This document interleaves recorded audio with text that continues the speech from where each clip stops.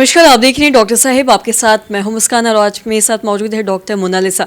आपको बता दें कि बिहार की जानी मानी गायनिकोलॉजिस्ट में से एक है। मैम नमस्कार, बहुत बहुत स्वागत है आपका। मैम अगर हम देखें, ज़्यादातर लोगों की, जो महिलाओं की खास कर ये चाहत रहती है कि उनका जो डिलीवरी है वो नॉर्मल डिलीवरी हो। मैं आपसे ये जानना चाहूँगी कि क्या ये मेडिकल साइंस में पॉसिबल है या नहीं, और या फिर कोई भी जो भी महिलाएं ये चाहती है कि उनका नॉर्मल डिलीवरी हो, तो ऐसे में वो क्या करे कि ये पॉसिबल हो पाए? जी, जब भी महिलाएं आती हैं अपने प्रेगनेंसी को लेकर जांच कराने के लिए, तो एक इच्छा उनमें और पूरे परिवार में होती है कि हमारी नॉर्मल डिलीवरी हो जाए। तो नॉर्मल डिलीवरी को इसीलिए नॉर्मल कहा गया है क्योंकि वही नॉर्मल चीज़ है, वही हमारी पहली प्रायोरिटी है। और अगर नॉर्मल नहीं हो पा रहा है तब डॉक्टर्स का डिसीजन होता है कि अच्छा ये कारण है, इस कारण से सिजेरियन करना पड़ेगा।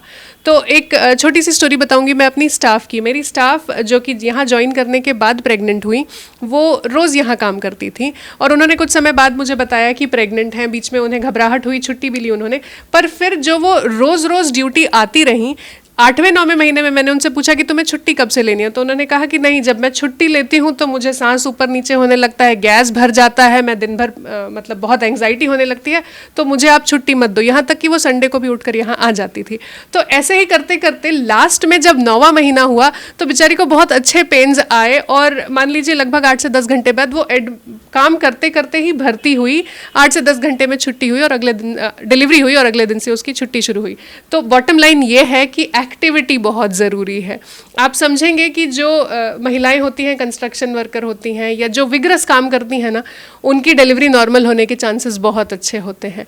तो इससे 2-3 चीज़ें हैं जिन कारण से मैं बता रही हूँ कि एक्टिविटी बहुत ज़रूरी है। पहला तो यदि डाइट में शुगर ज़्यादा होता है या ब्लड में हमेशा शुगर ज़्यादा रहता है, वो कब होगा? जब आप मीठा खाना खाएंगे और एक्सरसाइज नहीं करेंगे, तो उससे शुगर बढ़ने से बच्चे का वजन बढ़ जाता है, कंधे चौड़े हो जाते हैं। उस कारण से नॉर्मल, वो एक बहुत अहम कारण है नॉर्मल डिलीवरी ना हो पाने का, या अरेस्टेड, जब नॉर्मल की कोशिश की जा रही है उसमें लेबर अरेस्ट होने का। तो आजकल जो मैं रेट देख रही हूँ एवरेज मिडिल क्लास महिलाओं में, डाइट बहुत अच्छा हो गया है।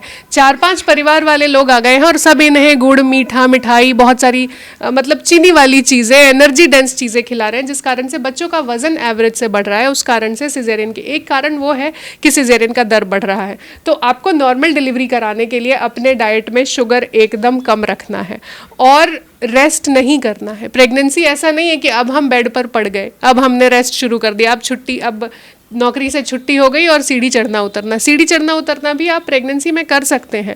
इनफैक्ट ये सारी चीज़ों से पेल्विस के जॉइंट्स अच्छे से मूव होते हैं, लचीलापन रहता है और डिलीवरी के चांसेस बढ़ते हैं। तो नॉर्मल डिलीवरी कराने के लिए शुगर कम रखें, एक्टिविटी अच्छी रखें, और तब अगर कुछ कारण होता है तब फिर सिर्फ मेडिकल कारणों के लिए आपका सिजेरियन किया जाएगा। आपकी तरफ से इस प्रकार से पूरा सहयोग मिलेगा नॉर्मल डिलीवरी के लिए। और अगर खान पान की भी बात करें तो जैसा कि आपने ये शुगर की तो बात की ही है, लेकिन और भी कुछ ऐसा है क्या? जैसा कि मैं बात करना चाहूँगी अल्कोहल की और स्मोकिंग, ये सारी चीज़ें ऐसे जनरली है जो एडवाइस दिया जाता है कि ये सब प्रेगनेंसी में ना करें। कुछ ऐसा आप सलाह देना चाहेंगी उन महिलाओं को?